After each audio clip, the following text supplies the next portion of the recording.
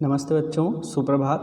आज हम हिंदी व्याकरण में आपको शब्द और पद विषय पर पढ़ा रहे हैं, जिसमें हम शब्द और पद के बारे में पहले जान चुके हैं कि शब्द क्या होते हैं, पद क्या होते हैं, उनमें अंतर क्या है। ये मैंने पूर्व कक्षा में आपको समझाया और पढ़ाया है। आज हम शब्द को विस्तार से पढ़ेंगे। शब्दों के भेद निम्नलिखित आधार पर किए जाते हैं। तो बच्चों, शब्दों के जो भेद हैं वो 4 आधारों पर किए जाते हैं। कौन कौन से? उत्पत्ति के आधार पर, बनावट या रचना के आधार पर, अर्थ के आधार पर और प्रयोग के आधार पर। इन चारों प्रकारों को हम विस्तार से इनका भी वर्गीकरण किया गया है। उनके आधार पर भी हम इनको आगे पढ़ते हैं। पहला, उत्पत्ति के आधार पर शब्दों का वर्गीकरण। अब उत्पत्ति के आधार पर बच्चों शब्दों का वर्गीकरण अलग अलग प्रकार से किया गया है। सर्वप्रथम तत्सम शब्द 2 शब्दों से बना है, तत् और सम, जिसका अर्थ है उसके अनुसार अर्थात संस्कृत के अनुसार। तत्सम शब्दों के कुछ उदाहरण हैं बच्चों। तत्सम यानी कि संस्कृत भाषा से वैसे के वैसे ही हिंदी भाषा में जिन शब्दों का प्रयोग होता है वो तत्सम शब्द कहलाते हैं। इनके उदाहरण देखिएगा आप: स्वप्न, कूप, उलोक, कच्छप, कृषक, कोकिल, धूलि, नासिका आदि।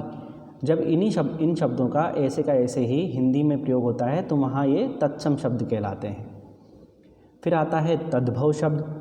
जो शब्द संस्कृत भाषा से उत्पन्न तो हुए हैं पर उन्हें ज्यों का त्यों हिंदी में प्रयोग नहीं किया जाता है, इनके रूप में परिवर्तन आ जाता है, इनको तद्भव शब्द कहते हैं। अर्थात ऐसे समझेंगे कि जो संस्कृत से लिए गए तत्सम शब्द हैं उनका रूप परिवर्तन करके जब हिंदी में उनका प्रयोग किया जाता है तो तद्भव कहलाते हैं। तद्भव शब्दों के कुछ उदाहरण हैं: सूरज, किशन, अंधेरा, तांबा, ज्योति, कान, सांवला, सांप, सावन, पूरब आदि।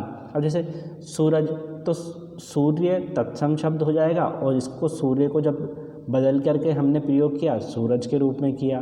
कृष्ण किशन, तम अंधेरा, ताम्र तांबा। तो बच्चों इस तरह से तत्सम शब्दों का जब रूप परिवर्तन करके हिंदी में प्रयोग किया गया तो वो तद्भव कहलाए। देशज शब्द वे शब्द जिनका स्रोत संस्कृत नहीं है किंतु वे भारत में ग्राम्य क्षेत्रों अथवा जनजातियों में बोली जाने वाली तथा संस्कृत से भिन्न भाषा परिवारों के हैं, देशज शब्द कहलाते हैं। ये शब्द क्षेत्रीय प्रभाव के कारण हिंदी में प्रयुक्त होते हैं। देशज शब्दों के कुछ उदाहरण: कपास, अंगोछा, खिड़की, झोला, रोटी, लकड़ी आदि। यानी कि हम हमारे देश में रहकर, हमारे क्षेत्र में रहकर जिन शब्दों का प्रयोग करते हैं वे देशज कहलाते हैं। अब नंबर 4 पर आता है आगत या विदेशी शब्द। क्या होते हैं? विदेशी भाषाओं से संपर्क के कारण अनेक शब्द हिंदी में प्रयोग होने लगे। ये शब्द ही आगत या विदेशी शब्द कहलाते हैं। आगत शब्द से ही प्रकट हो रहा है आगत, यानी कि बाहर से आए हुए। हिंदी में प्रयुक्त विदेशी शब्द निम्नलिखित हैं। अब अलग अलग भाषाओं से अलग अलग शब्द लिए गए हैं। जैसे अरबी शब्द बर्फ़, बगीचा, कसूर, किताब, तहसीलदार, अदालत, अमीर, बाज़ार, बेगम, फौज, दरवाज़ा, ये सभी अरबी शब्द हैं। फ़ारसी शब्दों में शादी, चापलूस, चादर, जिंदा, जबान, जिगर, दीवार, गरीब, खत, कारतूस, सब्जी, चाकू, सख्त, ये सभी फ़ारसी शब्द हैं। अंग्रेजी शब्द पार्क, राशन, अफसर, circus, hurricane, hydrogen, mail, radio, diary, truck, driver आदि। पुर्तगाली शब्द मिस्त्री, साबुन, बाल्टी, फालतू, आलू, आलपिन, अचार, काजू, अलमारी आदि। चीनी शब्द चाय, लीची, पटाखा व तूफान। यूनानी शब्दों में टेलीफोन, टेलीग्राम, डेल्टा, एटम आदि। जापानी शब्दों में कौन कौन से आएंगे? रिक्शा और भी आते हैं। फ्रांसीसी शब्द कार्टून, इंजन, इंजीनियर, बिगुल व पुलिस। तो इस तरह से ये अलग अलग भाषाओं से लिए गए शब्द हैं जो विदेशी शब्द कहलाते हैं। अब दूसरा नंबर आता है रचना के आधार पर या बनावट के आधार पर शब्दों का वर्गीकरण। इसमें भी अलग अलग तरह से किया गया है। सर्वप्रथम है रूढ़ शब्द, जिन शब्दों के सार्थक खंड, सार्थक यानी जो अर्थ दे सकें, सार्थक खंड अर्थ देने वाले सार्थक खंड न किए जा सकें तथा जो शब्द लंबे समय से किसी विशेष अर्थ के लिए प्रयोग हो रहे हैं उन्हें रूढ़ शब्द कहते हैं। एक बार और समझा देता हूँ। रूढ़ यानी होता है जो परंपराओं से उसी तरह से प्रयोग में आता जाता है, वही क्या कहला जाते हैं, रूढ़ कहला जाते हैं। जिन शब्दों के सार्थक खंड न किए जा सकें तथा जो शब्द लंबे समय से किसी विशेष अर्थ के लिए प्रयोग हो रहे हों उन्हें रूढ़ कहते हैं। जैसे ऊपर, नीचे, पैर, कच्चा, कमल, फूल, वृक्ष, रथ, पत्ता आदि। अब देखिए बच्चों, इसमें इसके टुकड़े दिए हुए हैं मगर इन टुकड़ों का कोई अर्थ नहीं निकलता, कोई सार्थक खंड नहीं होते, इसलिए ये जब मिलते हैं तो किसी एक शब्द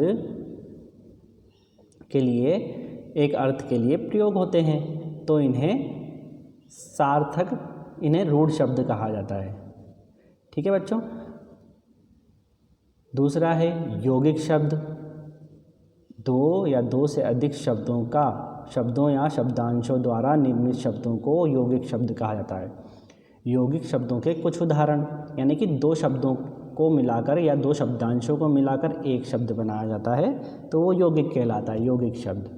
जैसे रसोई घर बना, किससे बना, रसोई धन घर, अनजान अन धन जान, अभिमान बना अभी धन मानी से, पाठधनशाला से बना पाठशाला, तो ये यौगिक शब्द कहलाते हैं।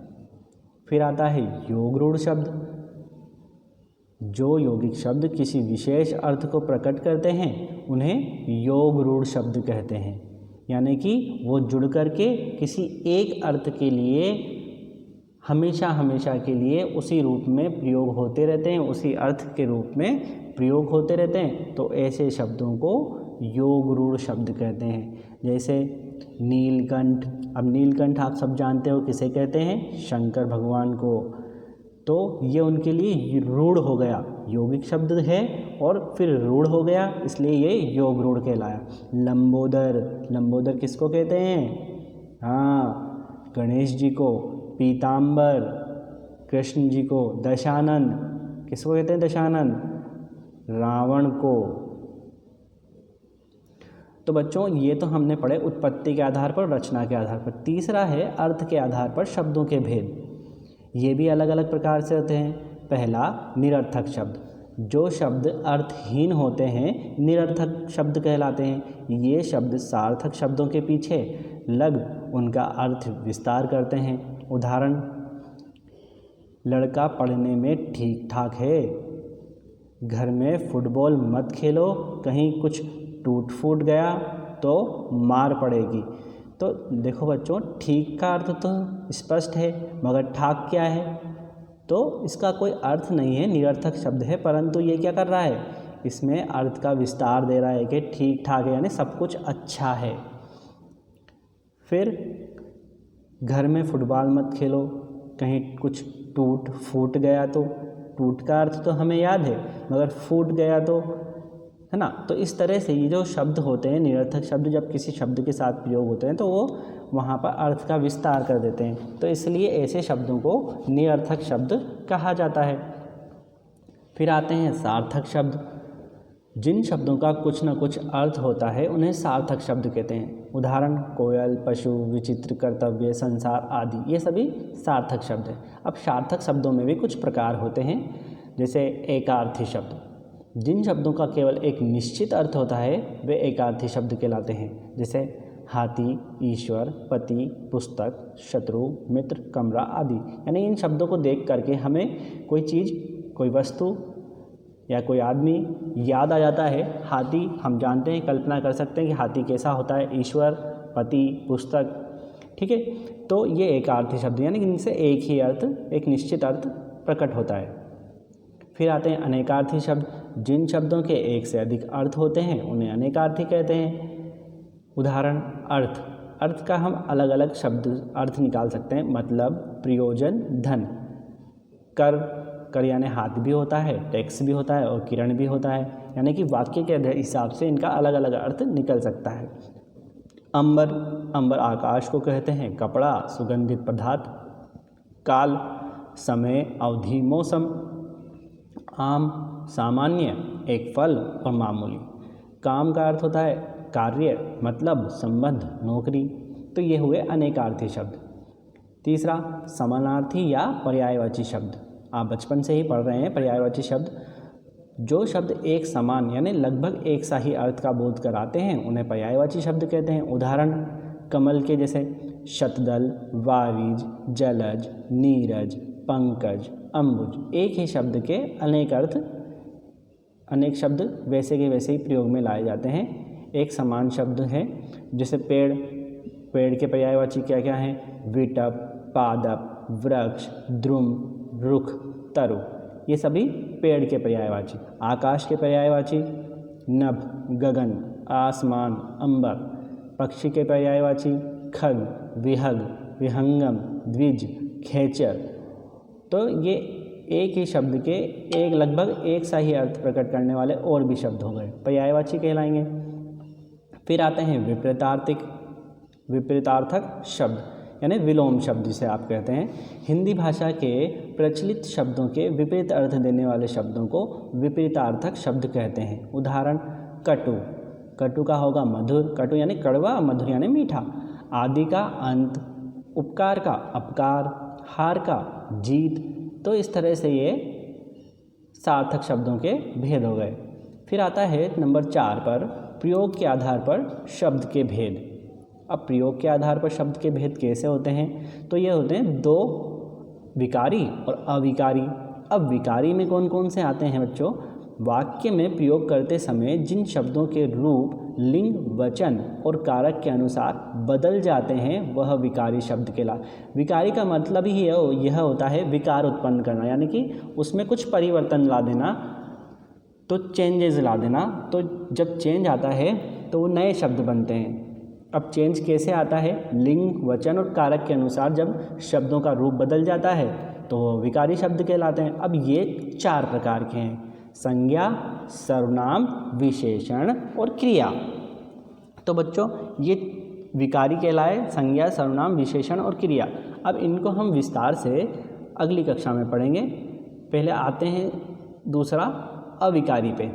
जिन शब्दों के रूप में लिंग, वचन और कारक के कारण कोई परिवर्तन नहीं होता उन्हें अविकारी शब्द कहते हैं। यह होते हैं 5 प्रकार के: क्रिया विशेषण, संबंध बोधक, समुच्चय बोधक, विस्मय आदि बोधक और निपात। तो बच्चों हमने पढ़ा कि